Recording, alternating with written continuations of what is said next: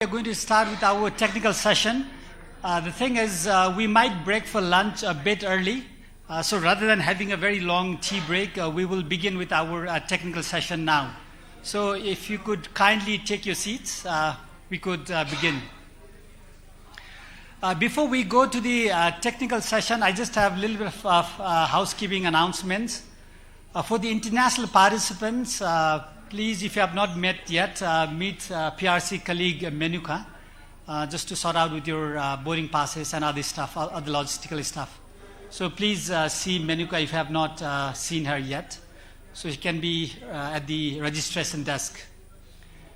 And also for those participants from the government who have come from the provinces, I would also like to request our provincial participants to meet Menuka.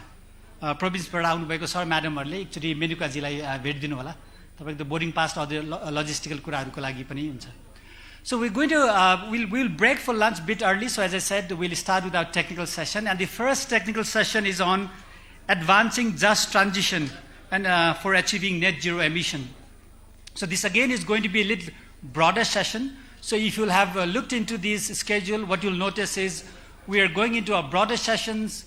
Then gradually we focus into country experiences and be more guided towards a very focused themes like financing, inclusion, gender, and other aspects. So again, for this session now, this first technical session will be moderated by Dr.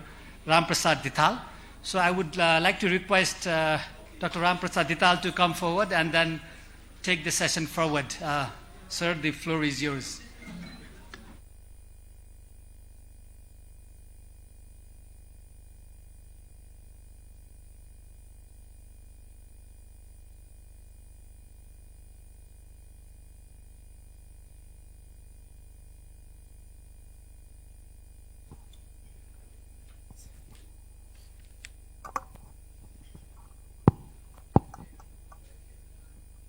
Thank you.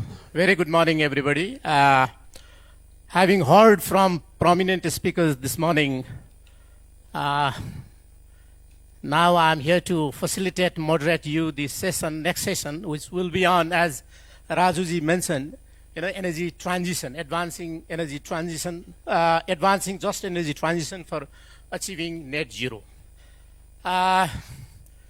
To give you a brief idea, this morning we heard from Professor Dhakal regarding, I think he is nicely presented the importance of energy mix, renewable energy in achieving the Paris goal, Paris Agreement goal.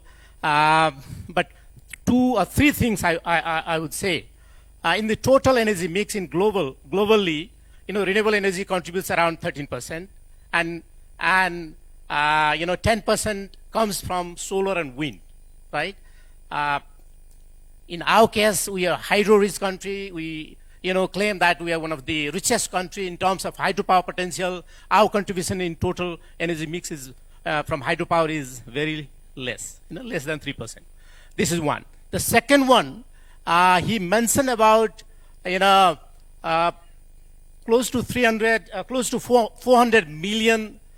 Billion, let me check the figure. 366 billion was invested in 2021 in renewable energy sector. But the investment in subsidizing fossil fuel was about 5.9 trillion. See the difference, see the gap.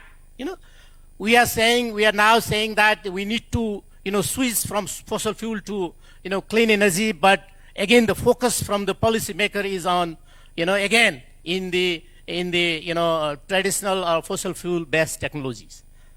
So how do we actually, convince our policymakers? How do we convince our, implementing agencies in achieving net zero emissions, in investing more in the renewable energy sector? So in this session, we have, two prominent speakers. So let me invite them. The first one is Michael Kohler. I invite Mr. Michael. He is a founding partner of the Greenweg, Germany. I'll introduce him a little later also. And we have another expert presenter, Rashu Manandar, who will be sharing us, UNDP's work, UNDP's experience in energy transitions. Rashu, can you please come forward? In this session, our speakers will be, highlighting, sharing why do we need to promote renewable energy. This is one. I was just discussing with Michael, he will be sharing again. He tried to relate with the, presentation that was made by Professor Dhakal this morning, and especially he will focus on the German experience. How can we learn, developing countries can learn from the developed world. Even though we say in Paris also last in the, Egypt, the idea was to phase out, coal from, developed country has to phase out the coal. But how can we, be convinced from the developed world? That I'm sure he will highlight on this. What are the lessons, what went well, the best practices, what is the government, German government's, thinking in implementing, supporting developing world in making, renewable energy, things happen. So this is Mr. Michael will be sharing, and then I'll ask Rashu to share the case of UNDP globally, as well as how the Nepal's nationally determined contributions can actually help achieve both the global commitment as well as our own commitment. We have our own commitment to become carbon neutral or net zero emissions by 2045. So what are the hurdles? The institutional hurdles, the policy hurdles, how can we, overcome those challenges? What should be the pathway, for achieving the net zero emissions by 2045? So these speakers will be, sharing their ideas. And then, how long do you need, Michael, for your presentations? 25 minutes. About 25, and for Rashu? 15 to 20 minutes. So we have around 1.5 hours, time for this session. I will then, after the presentations, I'll, open the floor for, discussion. In the meantime, what I was thinking of is to actually, we need to be gender balanced also. We have representative from government, we have representative from private sector, we have representative from financial institutions. We also have representative from 18 developing countries representative both from male, male and female participants from abroad. I request you to, note down the questions, and also not necessarily you'll be asking questions, but you could also provide your opinions. How can we, address, since this is a multi-actor, multi-sector partnership forum, we would like you to actually, provide your feedbacks in this direction as well. So without further ado, I would like to request Mr. Michael. He holds a degree in industrial engineering, focusing on renewable energy and environment management. He has more than 12 years of experience in the field of energy and climate change, and he's an experienced project coordinator and climate policy advisor. Over the past years, he has specialized in the development of enabling environment to promote renewable energy deployment. He was providing his service to many international organizations, GCEF, NAMA facilities. He also used to work with UNDP, GIZ, World Bank, the German government. So since 2018, he has been promoting. He has been in the business of promoting renewable energy technologies for the delivery of NDC emissions in the off-grid space. So the floor is yours, Michael. Thanks, Peter.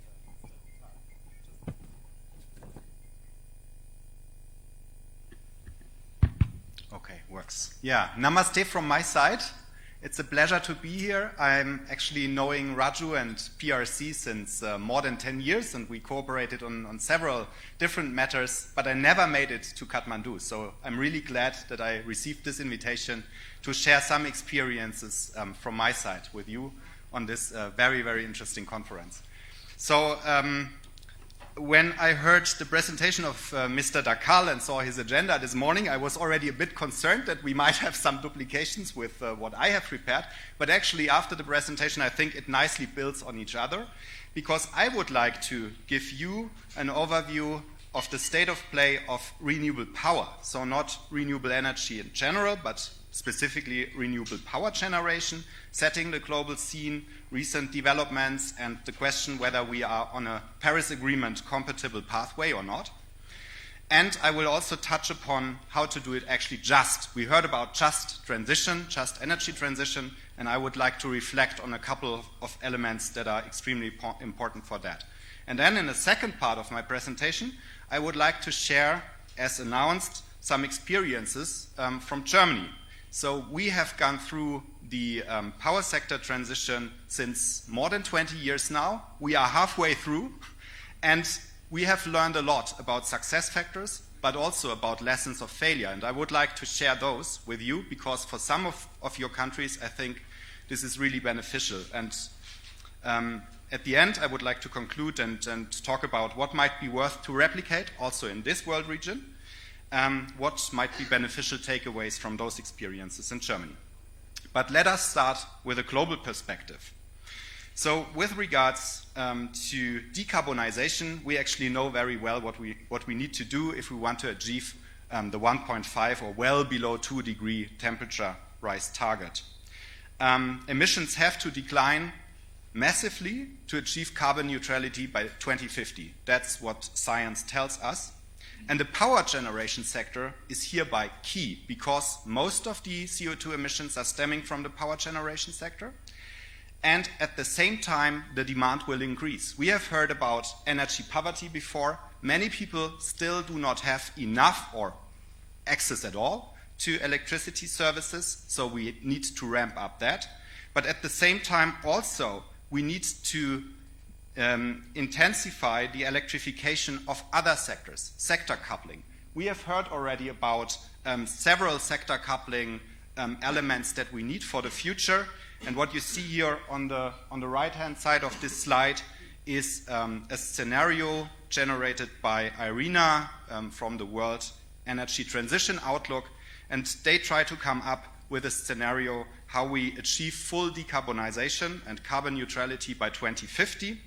And they have 2 steps. By 2030, we need to substitute coal and oil and natural gas and process energy-related emissions. So all those CO2 emissions that are here on the chart, 35 gigatons, we have to bring that down, mainly by a rapid phase-out of coal power and the expansion of renewable power.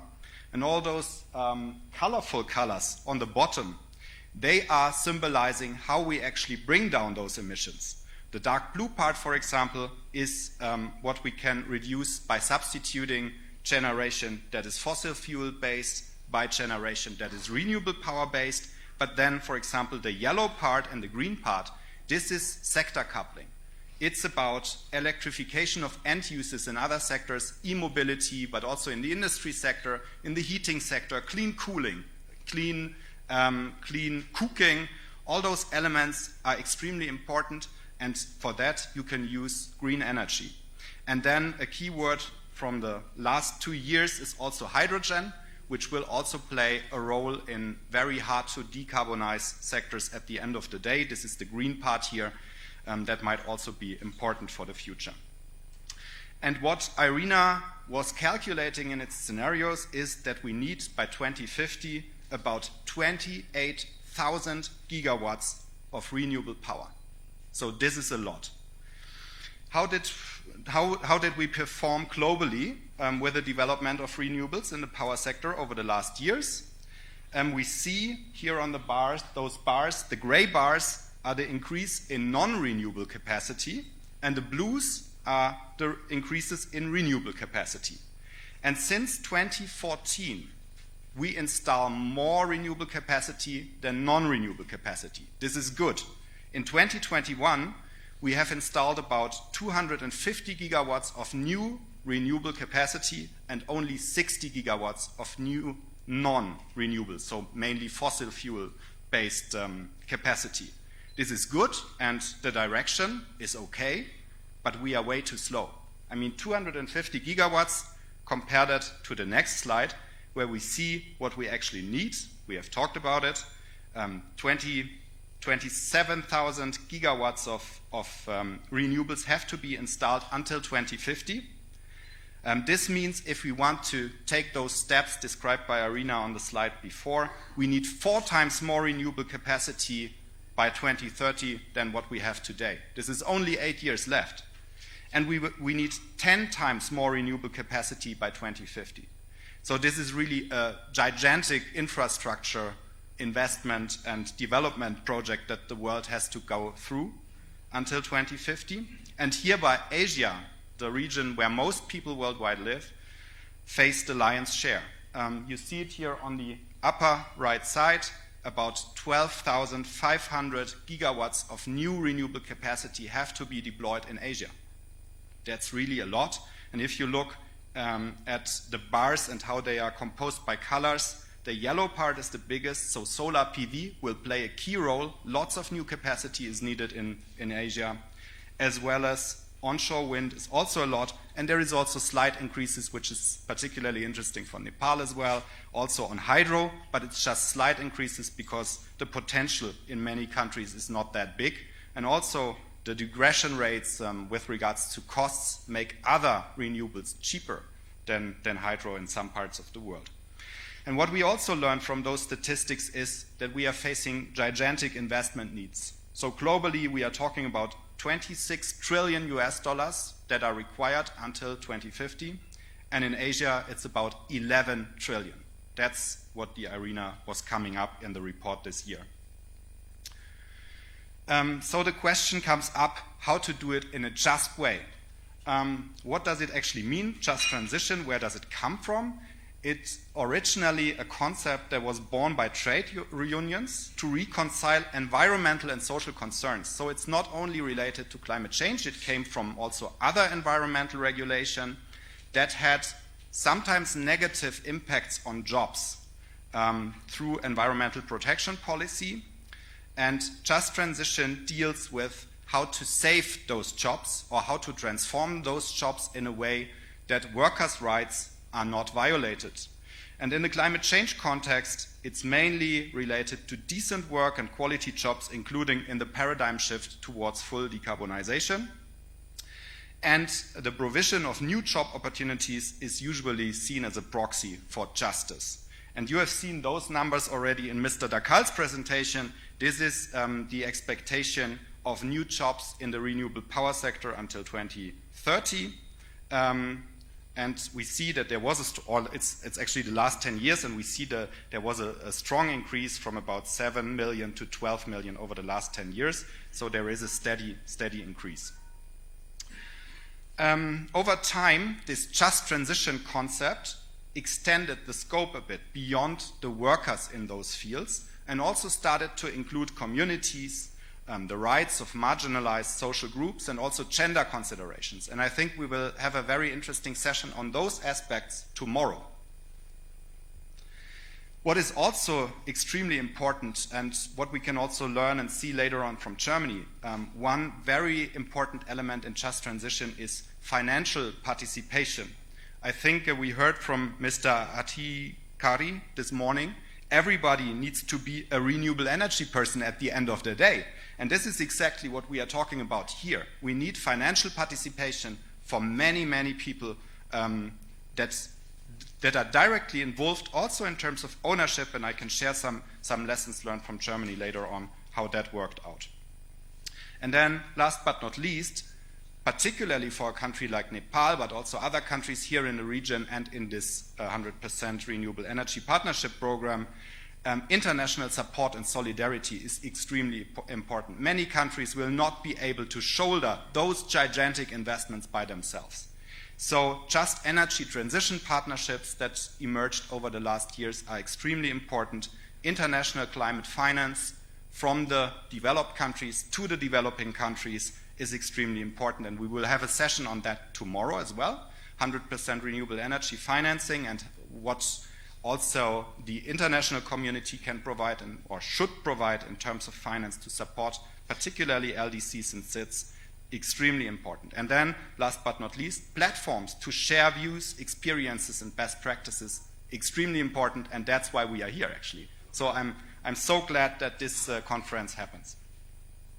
So this was my overview of the power sector and the development and what we need to do over the next, let's say, 30 years until 2050 from a global perspective.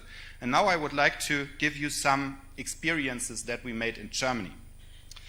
So Germany started kind of its transition around the year 2000. Before, our starting point in the 1990s was mainly characterized by the following power sector objectives. Security of supply was the most important element, and then to a certain extent affordability. So we had monopolies for generation, allocation and sales in different parts of Germany, large utilities that were controlling kind of the market and provided electricity as a service, and the prices were regulated. The German power mix during that time was mainly based on nuclear, on lignite, because that's unfortunately a source we have in Germany. It's a horrible source from a climate perspective with very high greenhouse gas emissions. But it's easy to extract in Germany, and therefore in several regions we have large lignite plants. Then hard coal, during that time also coming from mines in Germany. We still had a lot of miners in the 1990s. And then some natural gas and hydro. Hydro is here, the blue bar on the bottom. It was around 4% in the 90s, coming from renewables. Nothing else. The rest was all nuclear and fossil fuel. But we had one first feed-in tariff experiment in place. There was a 1,000 roofs program, and the government spent some minor amounts of money that first persons could build some solar PV modules on the roofs of their houses. And for that, they got some tariff, fixed tariff, for feeding that into the grid. So the starting point of the energy transition was actually not really climate change driven. It was rather with relation to nuclear, because we had the incidents in Chernobyl in the 1986, and large parts of Germany actually perceived fallout radiation. And afterwards, there was a rethinking in the population that we need to think about our energy supply, and that some forms of our energy supply are extremely unsustainable. And therefore, in 2000, the government decided to go for a nuclear phase-out over the next 20 years. At the same time, the European Union and Germany signed the Kyoto Protocol in 1997, and therefore also climate change was important.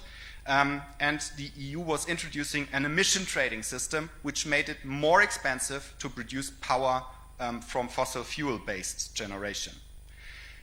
So there was kind of incentivizing the generation of fossil fuels, but that was not enough to substitute the declining nuclear and coal generation. Therefore, we introduced a real and ambitious feed-in tariff. And at the same time, there was also liberalization and unbundling ongoing, because without that, the door for diversification of the generators within the country would not be easily possible.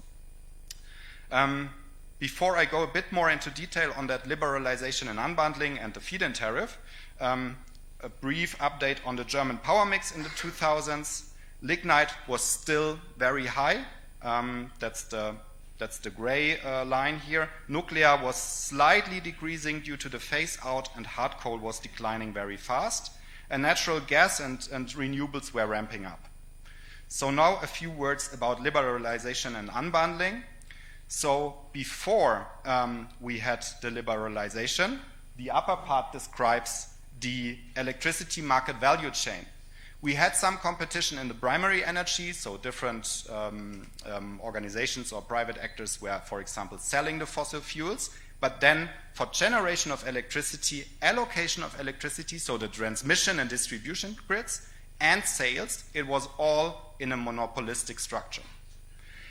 After the liberalization, we had unbundling, and generation was unbundled from allocation, so from the transmission and distribution grids, and from sales. And there was now competition in generation, and there was competition in sales. Allocation is still more or less a monopoly, because you have different utilities that that are organizing the transmission grids and the distribution grids, but the generation is now more or less opened and various players can participate, particularly also small-scale renewable ones. And that's the interesting part with regards to the feed-in tariff. In Germany, it's called the Renewable Energy Sources Act, and it guarantees fixed-rate tariffs for all producers of renewable energy, differentiated by technology and size of installation.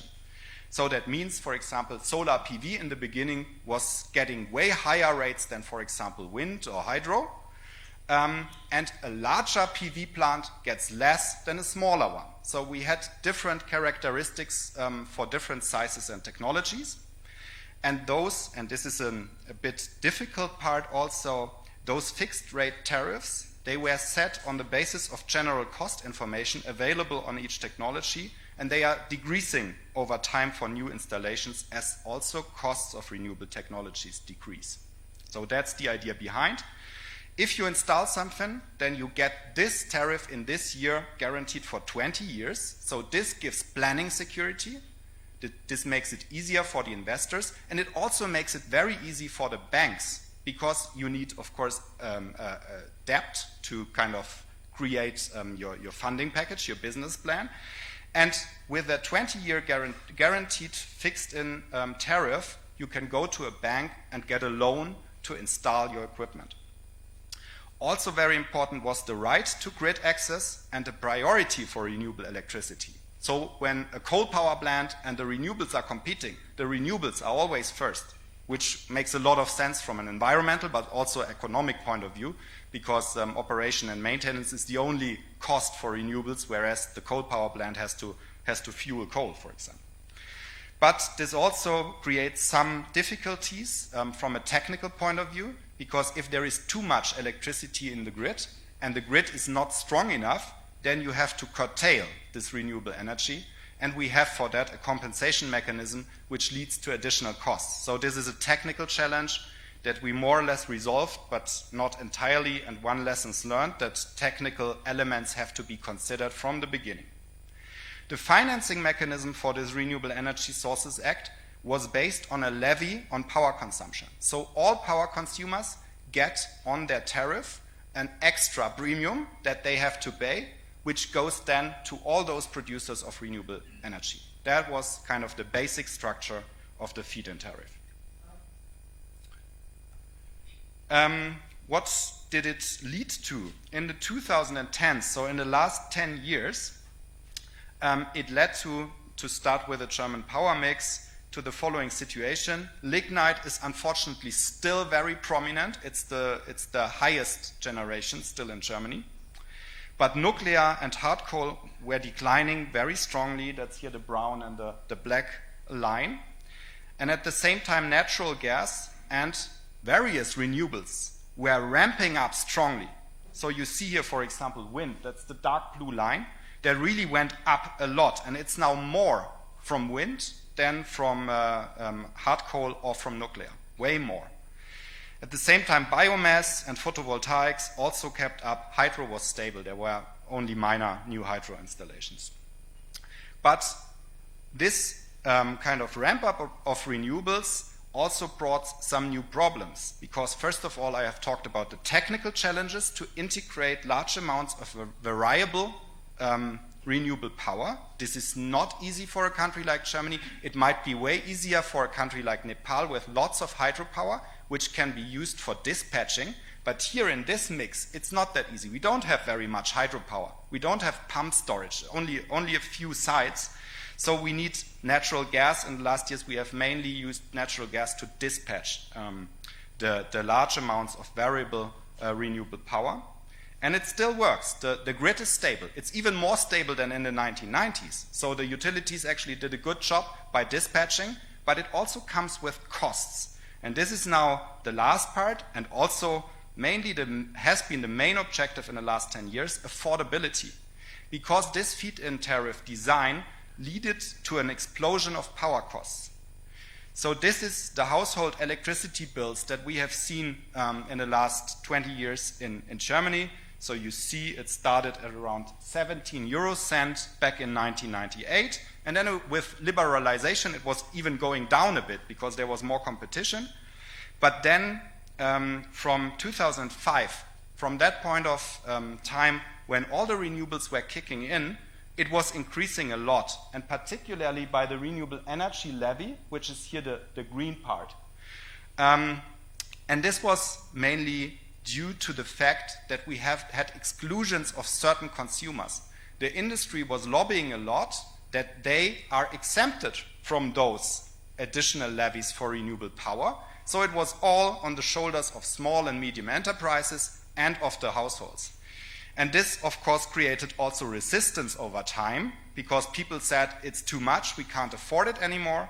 And therefore, the government started to do new reforms. I will get back to that later. But basically, we have now not the feed-in tariff for the large renewable installations anymore. We have now an auctioning system, which was meant to drive down the prices. So now a last look for the next 10 years and where we are right now at this point of time. We are in a difficult situation right now. First of all, we have our commitments under the Paris Agreement, so we have to decarbonize. And we also want to do that in Germany. For that, there is a target by the government of 80% renewable share by 2030, while the overall demand is increasing. We have talked about sector coupling, we have talked about electrification of vehicles, we have talked about electrification of industrial processes, green hydrogen. So we need more electricity, and at the same time we want to get out of fossil fuels. So there was just recently approved a huge legal package to strengthen renewables. And therefore, I'm quite confident that we might manage to get to those 80% in 2030 from about 50% this year. We also have a law for coal phase out. Latest by 2038, we will not use any coal anymore, neither lignite nor hard coal. But this is also accompanied by massive structural change investments. 40 billion euros will be spent in those regions where the coal mines have been or are right now. So you kind of compensate for that with lots of money, a thing many countries cannot afford. Germany, as a high-income country, can rather afford that, but we also have to think about countries that cannot afford that by themselves. Therefore, those just energy transition partnerships are so important that the developed countries also help the developing countries to do similar approaches. Then the war in Ukraine and the sanctions against Russia in recent years actually led to a kind of energy crisis in Europe with exploding energy costs, particularly for natural gas. So affordability is again high on the agenda, and this unfortunately led to the situation that the government is now driving new investments in fossil fuels. They are currently installing new LNG terminals at the coastline to import from other parts of the world LNG, which again has impacts on other parts of the world. For example, here, because it drives up the energy prices. Europe is paying way more than Asia is able to afford, and this creates new problems. So again, dependency on fossil fuels is also a huge economic problem worldwide. The German power mix, will develop, as I said. The nuclear will be phased out. The last 3 nuclear power plants will be phased out by April next year. So we are in the last minutes of that. Natural gas and hard coal will decline because natural gas is now so expensive that our electricity bills really exploded. By more than 10 cents, my bill has been increased in this year, which is mainly due to that shortage of natural gas. Lignite is still stable until 2030, but then it has to go down as well due to our coal phase-out law. And the renewables, are ramped up strongly to achieve the 80% share by 2030. So what can we learn from that process of the last 20 years? I have 2 kind of stories of success that I would like to share and 2 stories of failure. The first story of success is definitely participation and ownership. You see on this statistics the share of owner types of the renewable capacity in Germany. And the largest part, that's the green part, this is private individuals. Again, I come back to everybody needs to be a renewable energy person. This is exactly what we had over the last 20 years. Many individuals were investing in renewables due to that very good enabling environment with a feed-in tariff, where you can go to a bank and ask for a loan and they give it to you because they know what you're talking about, they know about the enabling environment, and you put some solar cells on your roof and you use that electricity for yourself or you feed it into the grid. The same was true for communities. That's also here in this private individuals. Many communities just invested in a small wind park and they profit directly from it. Same for farmers. Many invested in biomass, many invested in wind power. So this is really a success story. Also the other parts, 13% for business, project developers, smaller and bigger ones, 14% ownership, banks and funds, 14% ownership, and the utilities, only 17%. And that's mainly smaller utilities from cities that also invest in renewables. So this is a really interesting mixture and totally diverse and totally different to what we have seen before in this monopolistic structure. And this is something we can also learn from. And then the second story of success, Mr. Dakal also mentioned it, but I want to re-emphasize. With that feed-in tariff, we were contributing to bring down the levelized costs of electricity significantly. So PV is by today in many countries the most cheap form of generating electricity, and also onshore wind is in many cases competitive. For new technologies like battery storage, we have also seen strong declines over the last years. So this is really making some hope that we can also achieve those tremendous targets that we need to achieve to stay well below 2 degrees. Lessons of failure is that the politics did not do a good way by having a long-lasting and constant and predictable pathway of how to design the feed-in tariff, how it was kind of reformed, and this created lots of resistance. First, we had resistance against the ambitious renewable targets and policies due to profit interests of the conventional players. So those that profited in the system and the structure before, they were fighting a lot against the new structure with lots of different generators and with a non-fossil fuel base. So this is something we have to take into account when doing reforms. Particularly events like that are also very important to collect the different views, the different concerns, and talk about it, and also find compromises that are acceptable for many, because then you can save a lot of time. This cost us 10 years fighting of the old players against a new system. Then, I said it before, high electricity prices for SMEs and households due to those lobbying of certain consumer groups also created fierce resistance against the renewable progress, and at the end we had to kind of phase out the feed-in tariff because the financial mechanism was not always done well. And then, last but not least, we had also resistance against infrastructure projects in certain regions, wind projects particularly, and grid extension, particularly in the south of Germany.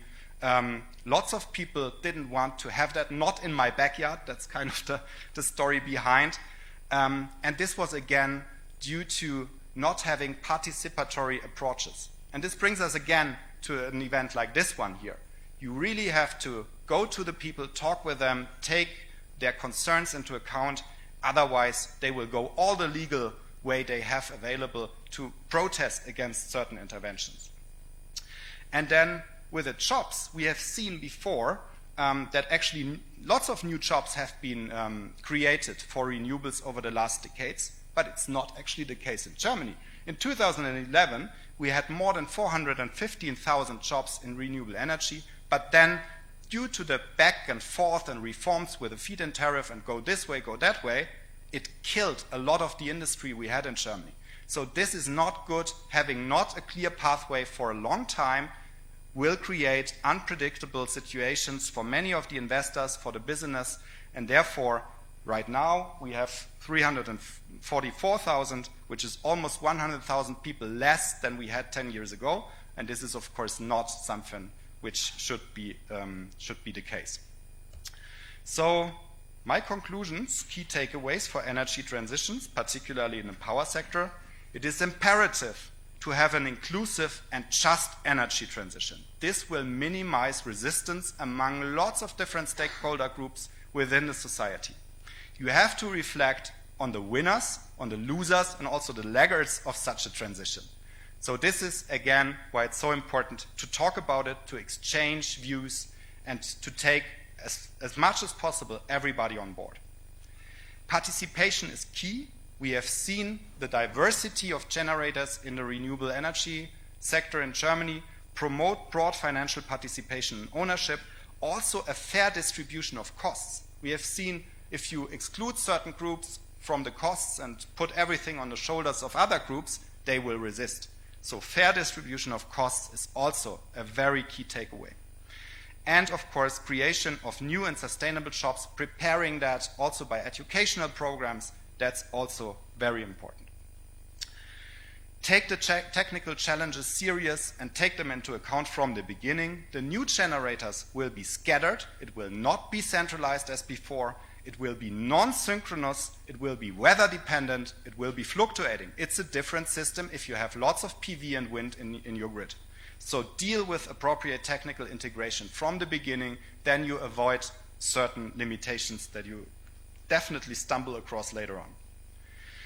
And then, coming back to the failures from the political side, an ambitious and reliable policy framework, an enabling environment that should guarantee long-lasting planning security for all stakeholders, that's also something we have learned is extremely important.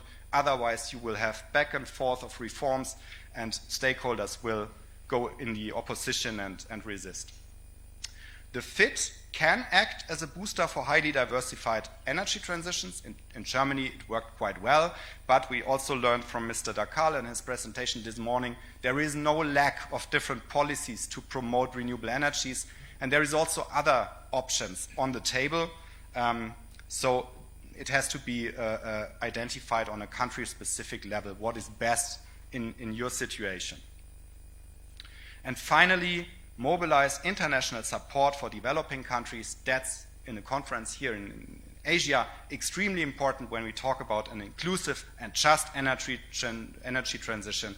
This is highly imperative that we, from the developed world, take also our pledges serious. We have promised 100 billion by 2020, and it was only 80 billion that was provided, and this 80 billion is still highly questionable how it is actually composed. So taking that serious is the only chance to achieve at the end of the day, globally, in solidarity, those gigantic investments and transformational approaches that we need to go for full decarbonization. So I hope that was inspiring you a bit, and hopefully some of the lessons learned are fruitful and helpful also for your cases. If there is any questions on the German experiences or the global outlook, feel free to ask. Thank you for your attention.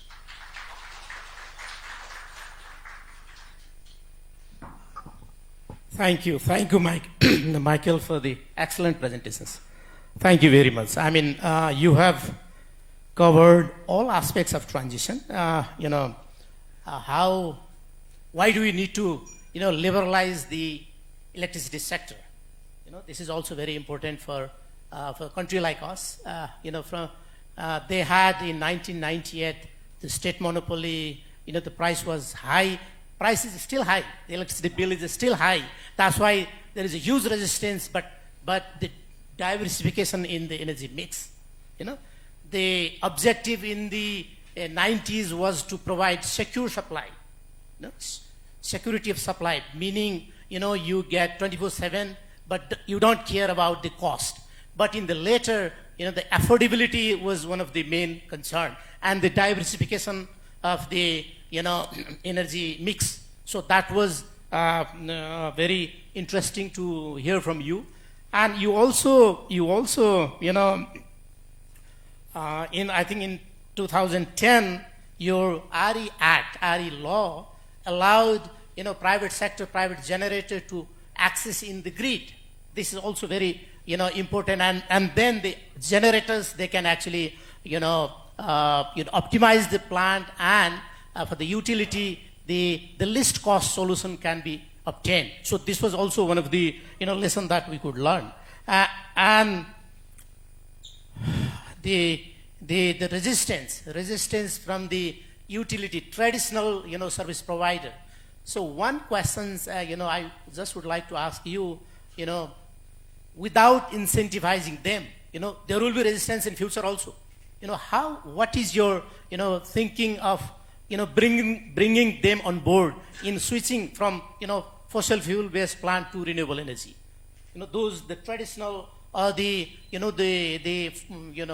fossil fuel based power generator. So without incentivizing them, probably in our case also, if you want to switch, for example, the petrol pump, without incentivizing them, they will not be installing clean technologies. So what is your idea for that purpose? Yeah, thank you for those good reflections of the presentation and also for your question. I would say with regards to the utilities and those actors that actually profited from the system before to the new system, you have to take them on board if you want to avoid a decade of resistance. So it's about finding and defining also new roles. Right now, those utilities that we have seen before are mainly responsible for transmission and distribution and partly still for the generation of power, because they can of course also invest in renewables and access the grid and also provide power, but they are not the only ones anymore. So they are rather an institution that also serves the other generators, that guarantees the grid access and guarantees also the reliability of power supply. Because, as I said, the grid is even more stable than in 1990s, despite the fact that we have more than 50% of renewables now in the grid. So it works, but it needs lots of technical know-how, and usually those utilities have that. So we need them very much, but one has to discuss about potentially a new role. So that would be my reflection. Very good, very good. Michael, before I invite Rosu for her presentations, I just would like to, request our participants to think about two things. One is, as Michael was mentioning, we need to redefine the role. Probably he was thinking of, creating a, enabling environment for everybody to actually switch to the renewables. I'm just thinking of, what kind of, policy environment, even though policies are there, as a, service provider, as a user, if I'm motivated to, install or to get power from renewable, what kind of, incentive or motivations should the government, provide? So this is, I don't know whether this is pull policy or, pull policy. So this is one. The second one is, again, when you, when you reform the sector from the controlled kind of, monopolistic modality to a kind of, liberal model where you procure power from competitive bidding. When you have, the least cost generations and the electricity bill also will be very low, right? So in that area, what needs to be done? I'll come to you also. Now let me invite Rasu Mananda, to give her presentations again on the NDC and UNDP's, initiatives.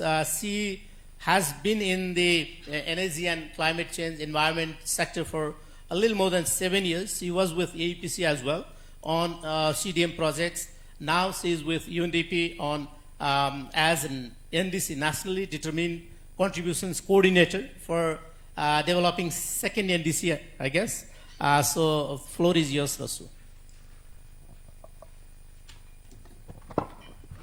Namaste, hello everyone. Thank you for the introduction, Dital sir. Today I will be covering more on the long-term strategy, net zero emission of Nepal by 2045. So just giving a brief background, Nepal's, this is as per the third National Communication Report of 2011, that like Nepal's GHG emission is around 32 metric tons carbon dioxide emission. So it's more 50% from the Afalu sector, and from the energy sector is 46%, and 1% from the industrial, and the, almost 3% from the waste sector. It shows that the power sector in Nepal is almost carbon neutral. Therefore, the major emissions reduction have to come from the end user sectors. The forest seems to be the only measure to offset the carbon dioxide, but the recent study from the WRI, IUCN has shown that the forest sector also emits, is responsible for the emission. In order to mitigate the GHG emission, the Paris Agreement has committed to mitigate the GHG emission, holding the holding the increase to global average temperature below 2 degrees and to limit it to 1.5 degrees under the pre-industrial level. So there has been NDC under the Paris Agreement Article 3. So the nationally determined contribution has been developed. So first, there are measure policies and targets developed for the renewable energy sectors, and among them there was the first nationally determined contribution that was submitted by Nepal on 2016. So that in that, like the measure, I've just kept the measure ones. So the target sets that by 2050, 50% of the fossil fuel dependency will be reduced. And in 2020, we submitted the second nationally determined contribution. So in there, it says a 9% decrease in fossil fuel dependency and 28% of GHG emission from the baseline of 2030, and 23% GHG emission from the cooking sector. So it's like more on going to the improved cook stoves and biogas of renewable energy forms of cook stoves. And other sustainable development goals that we need to meet by 2030, it says that we'll increase per capita electricity consumption to 1,500 kilowatt power and double the global rate improvement of energy efficiency. Likewise, Nepal's energy sector vision says that electrification will be done in the major sectors of Nepal, and the National Renewable Energy Framework says the access of renewable energy. And National Climate Change Policy 2019 encourages the use of renewable energy, and the National Energy Efficiency Strategies says to double the average improvement rate of energy efficiency of Nepal by 0.84%. So these are mainly the major policies developed by Nepal in the energy sector. Now coming back to long-term strategy that Nepal submitted to UNFCCC in 2021, that's mainly based on the common but differentiated responsibilities. Nepal has set the target of 2000 will become net zero emission by 2045. This is the emissions inventory of 2019. That shows that Nepal has 72 million metric tons of carbon dioxide, where 13% is reduced from the LULUCF sector. So mainly 29% is only from the energy sector, and 71% is from the non-energy sector. So, majorly it's from the agriculture sector. And the carbon dioxide emission is mainly from the LULUCF sector, and followed by industrial and transport sector. So like in the industrial, we're more dependent on the coal, and in the transport sector of diesel, and in the residential sector, since the LPGs, we are more dependent on the LPGs, so residential sectors has also carbon dioxide emission of 9%. So the current energy mix is more of 66% of biomass, followed by petroleum and coal. So it's mainly from the industrial sector and from the transport sector, as I mentioned before. So this is the data of 2021 that we are so much dependent on petroleum imports versus more than the goods we export, we import the petrol. This graph shows that we import more of the petroleum products, and our petroleum product imports rate is higher than that of our GDP. So while developing the long-term strategy, we use the low emission analysis platform where demographic parameters and macroeconomic parameters were used. So we are more focused on the energy and non-energy sectors, where we divided into with existing measures, where the policies like SDG, NDC targets were with the existing measures, and the other one was with additional measures.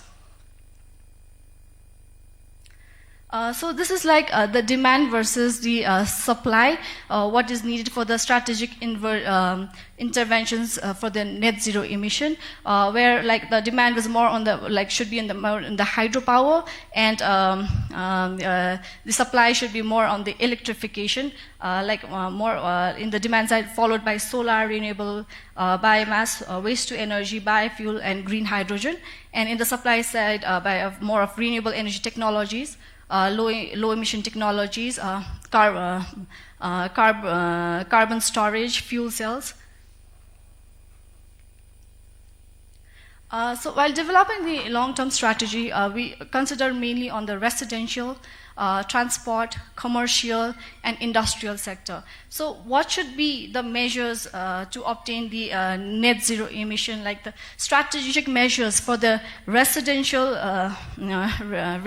sector is like more on electrification of all the urban areas, and promotion of clean energy technologies in the rural area, and electrification in major activities in the rural area, promotion of efficient technologies and lighting, and these are the targets for with existing measures and with additional measures that by 2050 we aim to take 100% electrification in cooking and 100% in LED lighting. And the challenges are limited on awareness and the infrastructure, as we are all the households mainly has 5 amperes, but we need to upgrade into 15 amperes for the cook stoves, to promote the cook stoves. So there's lack on the infrastructures as well, and the high initial cost, like people are reluctant to use the instruments because of the high cost of the appliances and the overall upgrade in the electricity distribution infrastructure, as I said earlier. So in the industrial sector, the major strategies should be in the clean production of technology, especially in the brick and cement cleans, and from the traditional brick cleans, we need to move to the advanced brick cleans and the LED lighting. And the challenges for this is that there need to be awareness, and they lack awareness in the they need to be awareness, and in the load peak hour the management is a challenge. And there is a high cost for moving from the old technologies to the new technologies. So people are reluctant to move from the old technologies to the new technologies, and they actually wait for the life cycle of the technology to phase out. So they usually don't want to move from the old to the new one until the life cycle of the technology has been phased out. And the other major challenge is the governance structure as well, and the policies that we need to integrate. So it has been in the industrial sector. It has been divided into different parts, like bricks and clay products, cement and non-metallic products. And in the previous sites, more of the leather, textiles. So it has been divided accordingly, with existing measures and with additional measures. And for the transport sector, like the sectoral target, strategic measures that was taken was the promote the mass transport sector and to convert from the diesel petrol vehicle to the electric vehicle. So the main challenge is the infrastructure, like the charging points. It's highly to move from the diesel petrol vehicle to the electric vehicle. The cost is comparatively higher as well, and the electric vehicle production has not reached the saturation point as well. So we need high capacity of electricity distribution system as well to move from the petrol diesel vehicle to the electric vehicle. So in this, it was divided as per intercity, intracity, and freight. The study was divided accordingly. And for the commercial sector, like all the urban sectors, needs to have the 100% electrification. And for that, the challenge is its high initial cost of appliances and require overall upgrade of electricity distribution system in the commercial sector. And for the agriculture sector, like we need to focus more on the solar pumping system, and where we can electrify the agricultural technologies. So the main challenge is again the initial cost technologies and the overall upgrade in the electricity distribution, the awareness, and there's low reliability of solar energy than the hydropower here in Nepal. So while comparing this with the reference scenario with existing measures and with additional measures, the black one is the reference scenario, the green one is the with existing measures, and the blue one with the additional measures. So it shows that 63% reduction with reference to with the reference scenario with existing measures, and with additional measures, it shows that it can be reduced. The CO2 emission can be reduced by 117% with the reference scenario. So while to move towards the net zero emission, we would require the power plant requirements of like hydro, solar. So by 2050, we would require around 2.1 gigawatt of utility solar scale solar PV, and 1 gigawatt of solar home systems, and 100 megawatt of micro hydrogen.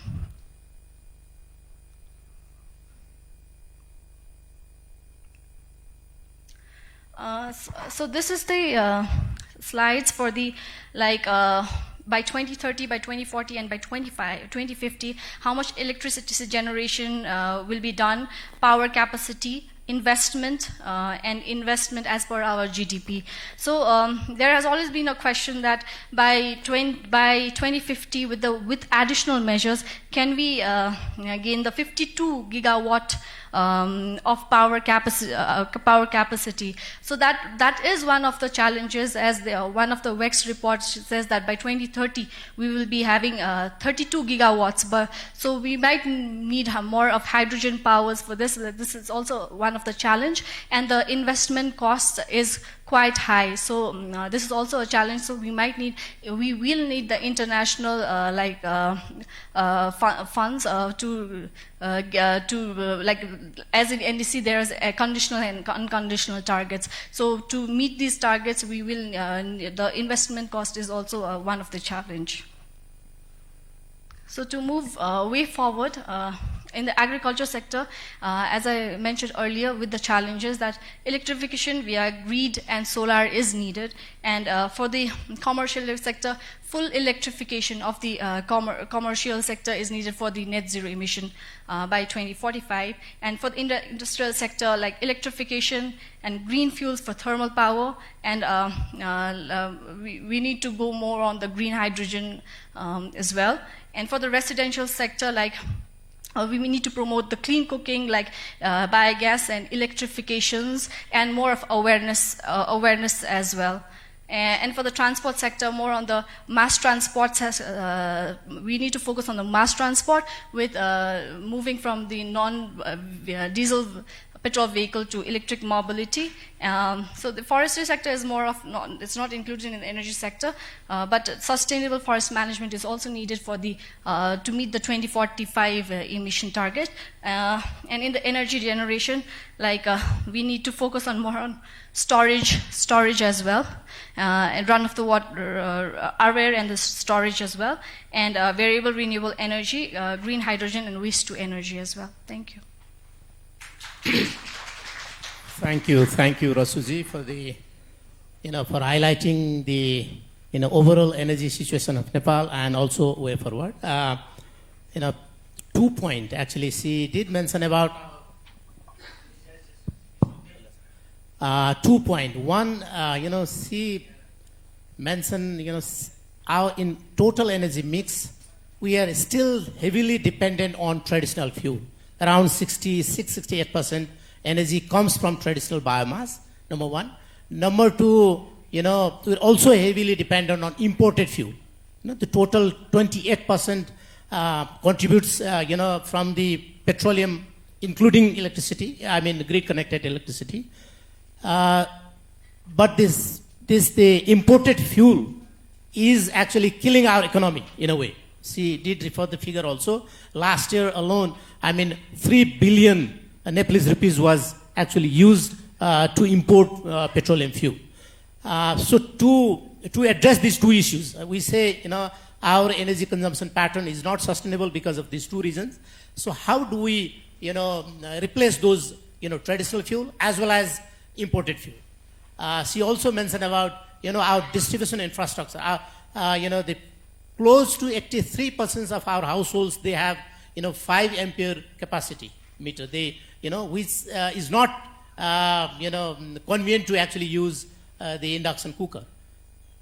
82% of our, rural users or the domestic users, they have, 5 ampere capacity. So this is also another challenge. And the third point, she mentioned about, how do we switch, especially the distribution infrastructure. Because of the, weak distribution infrastructure, even though, if I want to have, charge my car at my private place or household level, so the infrastructure is one of the issue, and to actually improve the infrastructure, huge resources needed. Investment, basically to meet the net zero emission target by 2045, 52,000 megawatt electricity has to be generated. So huge resources is needed, one part. The second one is also when you generate more, but you also need to bring or evacuate the power from generating unit. That's why the resources is needed. So now, the floor is, open for the discussions. I request, participants to identify yourself first, and then you can ask the questions or you can make your remarks. Basically, in the policy front, in the investment front, in the implementation front. So what should we do? Since we have, a representative from international agency also. So I request, please, provide your idea, provide your inputs. I'm sure you'll have opportunity to share your experience in the afternoon and also tomorrow. But since this is the first session that gives, other participants also to learn from you. And for our national participants, I request you to actually, again, share your ideas, what needs to be done, what are the bottleneck, how can we work together to, overcome those bottlenecks. So the floor is yours, so please raise your hand, identify yourself and provide your remarks. We will, we'll have around 20 minutes time for the discussion, and then we'll go for lunch. Navraji first. Mic.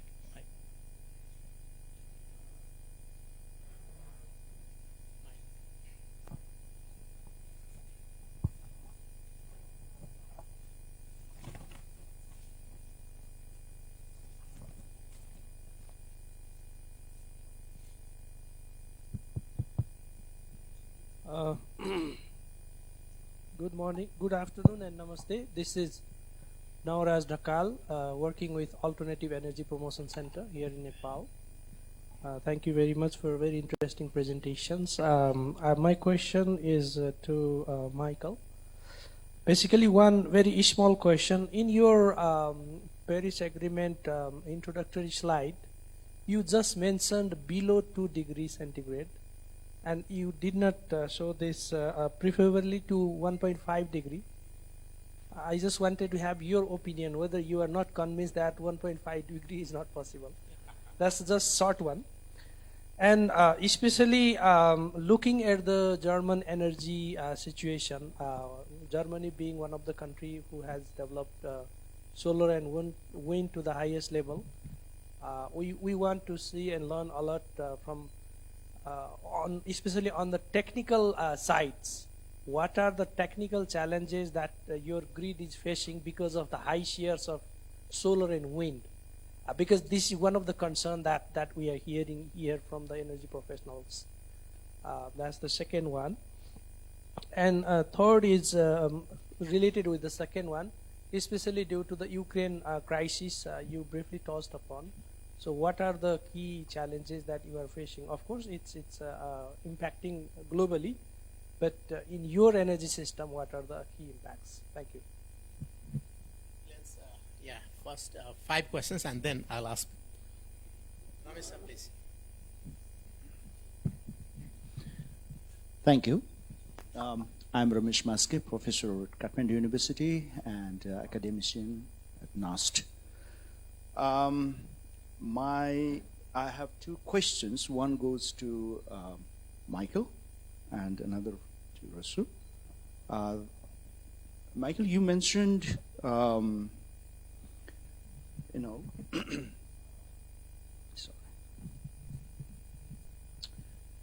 You mentioned in your presentation that developing countries should shoulder with developing countries. Developed countries should countries to achieve the target goals of 1.5 degrees Celsius, as before you have mentioned 2 degree, but 1.5 degree as we are targeting in Nepal.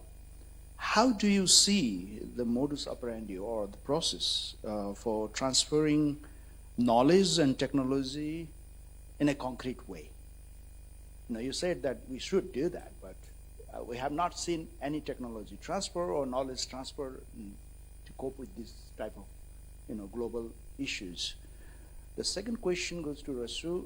You mentioned very nicely that by 2045 we have to go for net zero emission, and you utilize LEAP to bring the scenarios.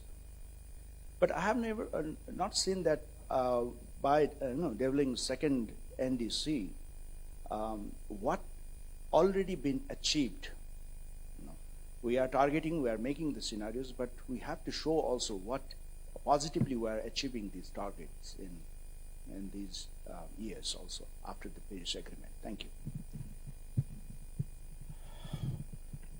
So, Biraji, but I would like to see, participants' reaction from, female participants' reaction first.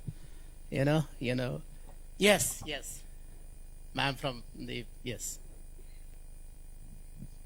Thank you very much. And it's rather a comment than a question. And it's also going a bit to your question about the war in Ukraine and how it affects Germany. And because I think I would like to add another failure in Germany. Because, Michael, thank you very much for your presentation. And you also mentioned that in the last 10 years, the energy transition slowed down. And Germany failed in terms of their dependency on fossils and especially natural gas. And now, due to the war, and Russia stopped delivering natural gas to Germany, and we're highly dependent on this, and especially our industry and our heating sector. And I think for this year we are good, but what about next year? And this transition, it needs time. And I mean, coming from Germany, from a high-income country, I am so ashamed of this. if I may say. It's like we had the time and we didn't use it. And I think this is, and then you also mentioned the job situation. And it's like, okay, we lost lots of jobs in the renewable energy sector. But now if we don't have the energy for our industry, we will lose more jobs. So it's like, and it's all connected, right? And yeah, I just wanted to add another failure. Thank you. Thank you. Yes, I'd like to hear from private sector. Gunraji, you raise your hand. Yeah, please.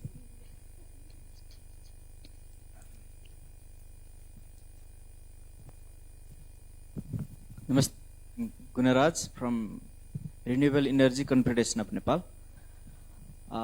Thank you for the very nice presentation. And I just want to attract your attention. Now, in Nepalese private sector are suffering for the implementation of the renewable energy projects in Nepal because global commitments are in another side and local commitments are in other sides. So I would like to request to collect some funds from local carbon tax to implement rightly to create the very high impact project which should game changer for in this field of renewable energy sector. You have already mentioned about the there is no any enabling environment for private sector due to unstable political government of Nepal.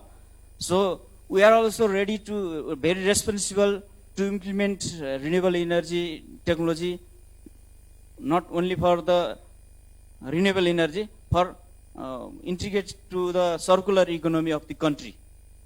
Thank you. Biraji.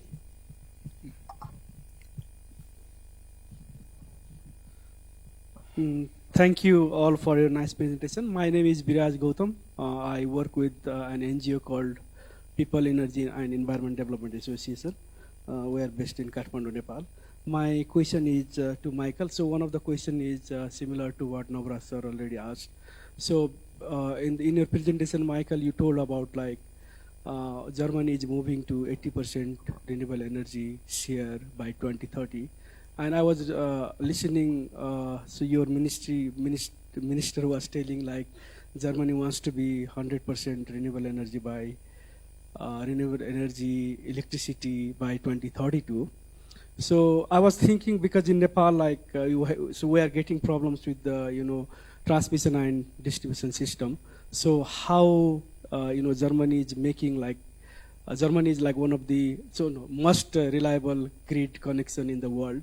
So how Germany is making the grid more resilient when you are like time specific sources of energy in the grid. So and another question is like, how do you see the storage such as battery can play to make these systems more reliable and also more affordable? Thank you. Thank you, Biraji. One more, Resaji, next round. I think we have representative from provincial government as well. So I'd like to ask Deepaji, may I request you to share your experience since you've been in the field. So we talk, nice thing in Kathmandu, but we'd like to hear from, real experience from the field. Thank you. I'd like to extend my greetings to all the distinguished guests and all the participants. As he mentioned, my name is Deepa Gautam, and I belong to provincial government. Right now I'm working as a senior divisional engineer in Ministry of Energy, Water Resources and Water Supply. And I need to say that I head a Department of Energy. There are lots of shortcomings that I'd like to tell later on. But as this conference is truly about policy practices and experience, and as the organizer asked me to report some of my experiences, I just try to jot down a few in last 5-10 minutes, which I would like to tell. So I'd like be to... Be brief, huh? Okay. Be brief. Okay. I just like to introduce my province. After federalization, Nepal got 7 provinces, and 4th is Gandaki, the capital of which is Pokhara. Most of you might have known. And in that, after the implementation of the federalism in Nepal, from the first ministerial cabinet decision of government, there was an announcement that Ujalo Gandaki Pradesh. I'd like to explain that the Gandaki province will be lightened up and there will be no darkness. So the sole motive of that was to abstain every household from Tuki Batti. I'd like to explain that it's a conventional way of lamp with wick oil and that produces smoke. So the government wanted that to be abstained. Every household should be abstained. So to get that form, to get that position, we try to work in three aspects. First was the extension of HT line and LT line and the transformer installation. Second one was the maintenance of micro hydro, and we had to make it functional because it had been addressed. It has been suffered by the many disastrous events, and the point where the micro hydro could not be established or the extension lines could not be reached, there was the solar home system, solar institutional system as well. So to get this position, we had to work through three aspects. Like first was to do one MOU with Nepal Electricity Authority for the electrification purpose, and second was AEPC also, like they supported in our initial phases, and third was the involvement of private sectors. So I would like to tell the status. During last 5 years, the total population with access to any form of electricity was 87.9, and now it is 99.5. And to our report, it is only mentioned that 2,884 households are remained to be connected to any form of electricity. This is the data I would like to tell. And and there are lots of problems, as I'm told to share my experiences. There are lots of problems. As the work division as assigned by Government of Nepal under the Policy Planning Commission document, we are assigned to operate, to regulate, and distribute 3 to 20 megawatt of energy, any kind of energy project. This is under provincial jurisdiction, but I'm afraid that I must say that we're out of technical, infrastructural, and organizational setup to do this. And what I need to say is that there should be a core discussion with 3 tier of government, and there should be some kind of establishment in the share of provincial government in terms of cost, benefit, and institutional arrangement. Like we only have 2 people in this sector as engineers, and I must say that I belong to education sector, but still I'm heading this section. So I must say that the right person should be in right place to do the things effectively. And there is a syndrome. There is a power concentration and release syndrome. This is a disbalance. So I must want to draw attention from the authority that we need to release ourselves from this disbalance so as to promote the provincial government, because we have had lots of problems in implementing these things. But nevertheless, we have been able to draft energy strategy document in coordination with PRC, AEPC, which we are going to endorse soon, and we are going to draft energy policy as well.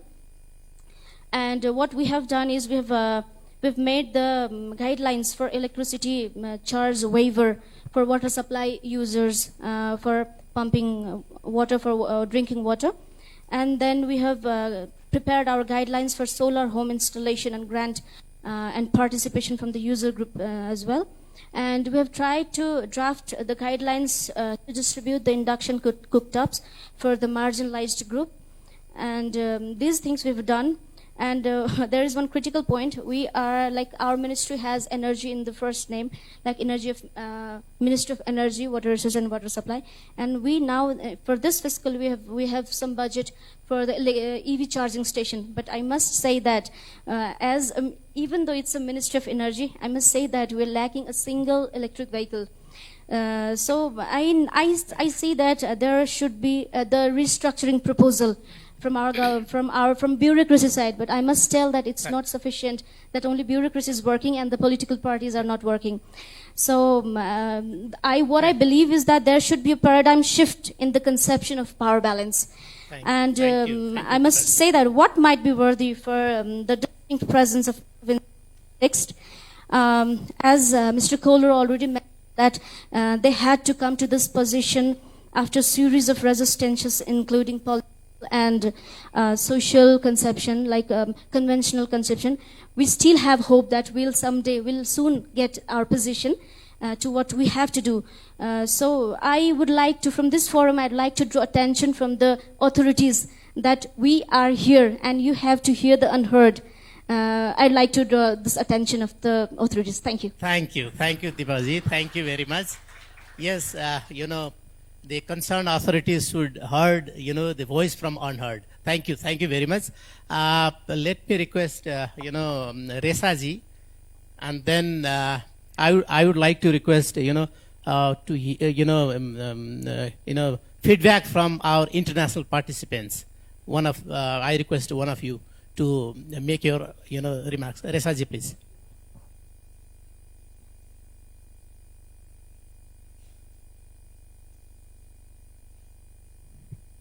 Thank you, both presenter for this good presentation. Lots of informations are there. Since many people has asked about the worst conditions that had arisen in the energy crisis, my question is also on that.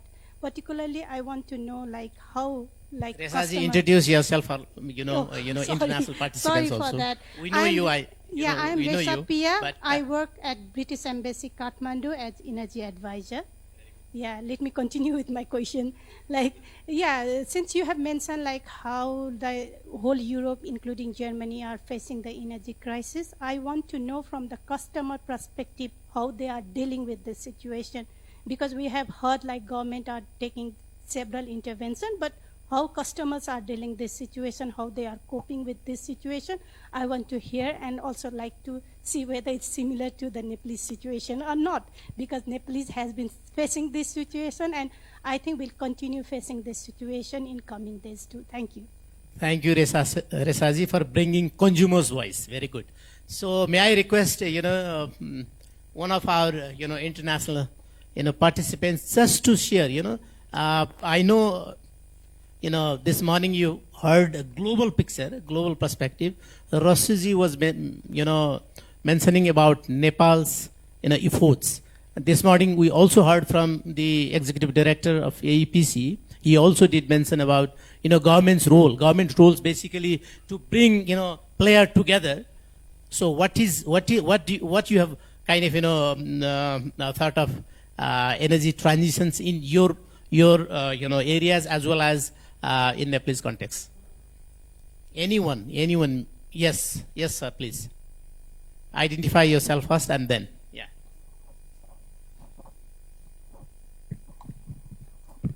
Yeah, I'm Tusita from Sri Lanka. Just to share some of the thoughts. In Sri Lanka also we had similar intervention like NDCs and then cover this 100% renewable energy target. In fact, we have a 70% target to 2030.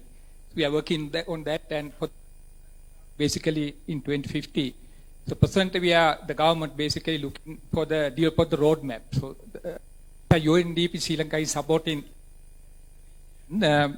So we are developing the roadmap now, but we see a lot of challenges there. In terms of NDC, we have just completed the progress so far. I think that's going to be very important to understand also. What we saw there is so far the progress is basically through the unconditional targets, so we were able to mobilize our resources to achieve it, but really we could not get the conditional part. That's kind of 70% of the target. So we are lagging behind, mainly due to by failing to access the support from outside. So most of the institution government agencies are not don't know how to access those resources, funding, the technology, the capacity, and so on. So that's a huge challenge ahead of us. So therefore now we are discussing the government mainly looking how to first the capacity building within the government for them to, prepare for the, the future, how to access those, the resources. And especially that happened with the COP27 also. So that presently that's the main task. So we are just finalizing this progress so far. Again, I want to emphasize that it's done by UNDP Sri Lanka. So thank you very much. Thank you very much. Let me ask. Oh, yes. Now, the gentleman from the first table, yes.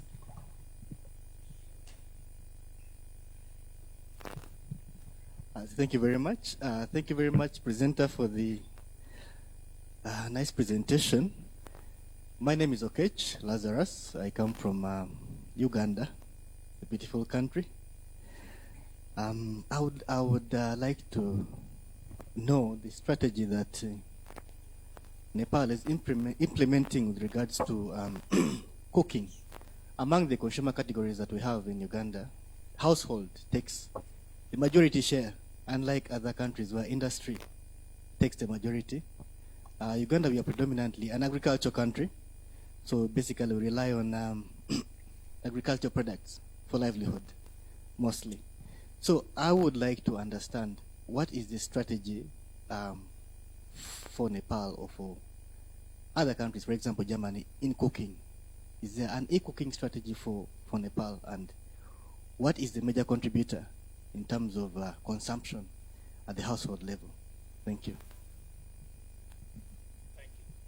Thank you very much. I will request, ED Saab, not now, after the response from, presenter, and then I'll request you to actually, because AEPC is a, government entity responsible for promotion of renewable energy technologies in Nepal. So he will respond some of your concern later.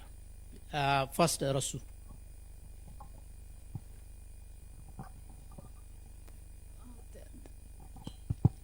I would like to respond to Maskesar's question. That is like, what has been the... Please be brief, eh? Okay.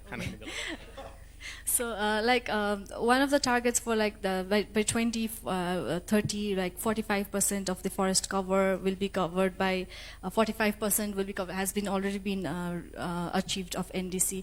So, more of we have developed an NDC implementation plan, which has already been recently endorsed by the government. So, there is a target by 2030 what we will be reaching. So, we are also developing the MRV mechanism on that will be stock taking by 2025. So in that, moreover, we'll get the targets what we'll be achieving. So there'll be more on 2025. The stock taking will be done. I hope I answered the question. Thank you. Okay, thank you very much for your reflections and questions. I have a full table, full page of questions, and try to start to respond to those. First of all, the 1.5 degree question. I was in Egypt as well at COP27, and the atmosphere was really 1.5 is gone. I'm quite an optimistic person, so I would still see some chances to get on that track, but I have, let's say, two concerns or two requirements would have to be fulfilled besides all that what we just discussed. First of all, we need more thoughts about carbon removal, so how to take CO2 emissions that we emitted already out of the atmosphere again. This is, I think, one precondition to get on a pathway towards 1.5, because otherwise it will not be possible. And the second question, where I also have a concern, also with regards to the energy transition, is the resources that we need to actually build all that equipment. We are talking about rare minerals, also other minerals like copper, aluminum, but also particularly the rare minerals that are only in some parts of the world. Again, monopolies emerge on those rare minerals, and we need to find solutions, technical solutions, but also cooperational solutions to make sure that those resources are available to produce all the solar PV, the windmills, the hydropower equipment, and particularly also the electric vehicles. They consume a lot of those minerals. So potentially even disruptive technology changes are needed to get along this pathway. And then, if we meet those two things, and all the other things as well, then we might have a chance to get back on the 1.5 degree pathway. Second question, Ukraine. Several questions, I think, with regards to the energy crisis in Europe. Fenty already summarized, I think, very well how it looks like with the natural gas. More than 50% of the natural gas was coming from Russia, and within half a year it was going down to zero. So this imposes, of course, a huge problem. But it was not only natural gas, it was also a lot of coal and oil coming from Russia. So yeah, there is problems. Partly the world market, other countries stepped in and provide those resources now with all the negative consequences for the rest of the world. I just summarized that the prices are peaking and many other countries that do not have the resources are suffering now because Europe is buying so much from the world market. What we have also seen, which is rather optimistic, the population was able to do significant reductions in consumption. So we are about 20% below last year's natural gas consumption, even though the winter right now in Germany, and I just flew there yesterday, we have snow in Hamburg, it's quite cold. But the population and also the industry has adapted to a certain extent. And we have to speed up, of course, to do that. Energy efficiency is anyway key, also for the 1.5 degree target. Without energy efficiency and also sufficiency, that means less consumption in the developed world, we will not be able to achieve that. So also changing our consumption patterns is extremely important. And last thing, from the customer perspective, I think was the question, how does that look like? Well, people with low income, they really face troubles now to get along. For that, most European countries have started to do relief packages.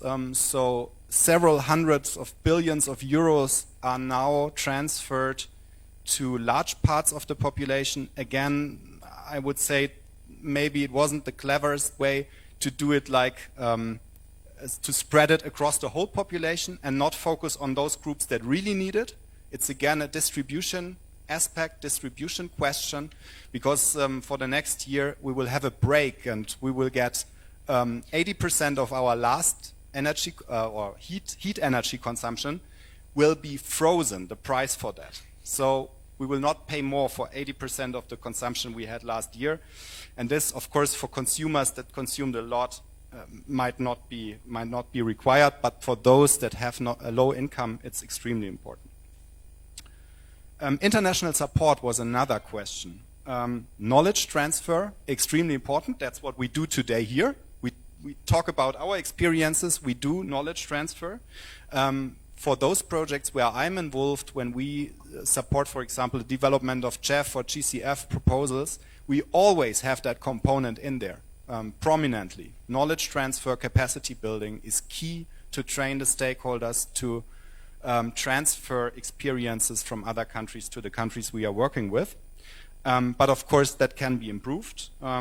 Technology transfer is a bit more tricky because it's not, I would say, only from developed countries to developing countries. For example, most of the solar PV cells are actually built in China or in Asia. So it's also about technology transfer within developing countries. And hereby, yeah, one might also talk about trade barriers, things like that, that could be mitigated to allow a better transition of also high-tech technology to all countries worldwide. And what we should not forget is money. We just heard about the situation, I think, in Sri Lanka.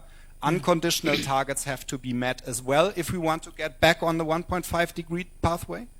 And for that, we need way more money, way more also transfers from the developed parties to the developing world. I talked about this shaming situation that even the 100 billion goal was not met yet, despite being pledged to be met by 2020. Thank you, Michael. Last, yes, please. very last question is grid resilience. And hereby I have to confess that's the hardest question for me because I'm not a grid expert. But what I understood is that actually grid enhancement was very important. With the distribution grids, we did quite well in Germany. with the transmission grids not that well, also due to the resistance of certain parts of the population. But this is something you should consider, and where also the classical utilities have lots of knowledge. So you actually know best in your country, and that's about talking about the roles. Very good. Yeah, that helps, and everything else we can follow up over lunch. Thank you, Michael, for the elaborations. I would like to request Dr. Madhusudan Adhikari, the head of AEPC, who will be in very brief responding some of the concerns.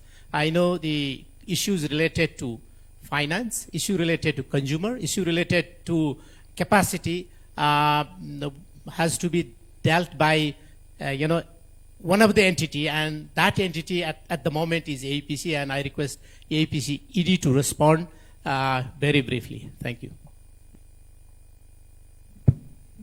Thank you, Ramji. Actually, I raised my hand to ask very brief two things, not question. Whether you can suggest. One is definitely, I see two elements very prominently working in financial sector in Germany. Is one, how could you convince the consumer to pay the surcharge for the renewable energy? That they have to pay extra for using electricity in a mass. That's very tricky for other big country to learn, one. And second is, how can you phase out the existing facilities? And if it is purely the government owned, maybe easy, but if it is a privately owned, the coal plants, how to shut them down and what are the mechanism of compensation? These are two very basic things, and which are very progressive to do this kind of achievement, but that's not easy in other parts. If you have some clues on that, Michael, you can share with us. I think I will not answer anything. I think this is a very difficult question. But one or two things what we are doing to have this energy transition as a entity which is basically administrating the subsidies to introduce renewable energy, small renewable energy systems. We have a lot of lesson learning on these issues. Recently, we are talking on electrifying our system like transport, cooking, industries and other. As in the morning also we discussed that out of the total energy used in Nepal currently, we only use electricity 7 to 8%. 92% energy comes from other sources which are not renewable or are not generated in the country. So in particularly in cooking, what we're trying to do is we have created the awareness to a national level. Everybody is talking about electric cooking. And then we have a lot of issues related to availability of electricity in a regular basis. And then infrastructure like this, MCB pointed out, we have the distribution system, house wiring, all done for lighting load only, not for cooking and others. We need to upgrade the infrastructure. Then promotional activity, APC has started from last 3 years, how to go in the mass. Then we have these partnerships approach with the local municipalities on the cost sharing basis, with the beneficiaries, local government and federal government to share the cost. And then we are also introducing our promotional campaign to certain segment of the society like a student. We are giving induction stove to students who are coming in the cities and cooking by themselves, so that they can be good ambassador. We thought they could be good ambassador on the electric cooking and also the safety and other aspects. And their cooking pattern is very much fits to the electric cooking. As you see in the developing countries in Africa and in the countries like Nepal, we need a lot of energy to cook our food and the time. And then that is basically also associated with the cost, how to compensate that. So we are partnering with all segment of this the society to make it happen. But one big lesson learned is this is a simple thing to buy a cook stove of around $30 to $40. People are doing on their own. They are buying iPhone 14 without any consultation, without any quality control. When the government talks something, we need to do this. Then they said, "Give me, I will do this. Give me free. You are government, you have to give me." So I think in some of the areas, I'm wondering whether the government should just give a damn or not. Let them cook by themselves. Buy a $40 stove. Those people having access to electricity can afford $40 stove because they are using the fuel as a replacement cost of LPG stoves. We have never provided LPG stove. The cost of the stove is more or less the same. Maybe the LPG stove is double to the electric stove. People are not asking money for buying LPG stove. But when we say buy an induction stove, they say give us money. So these are the very important thing on your strategy, Judge. You should not just expose to the people that government can do anything for you. Let's stop doing that.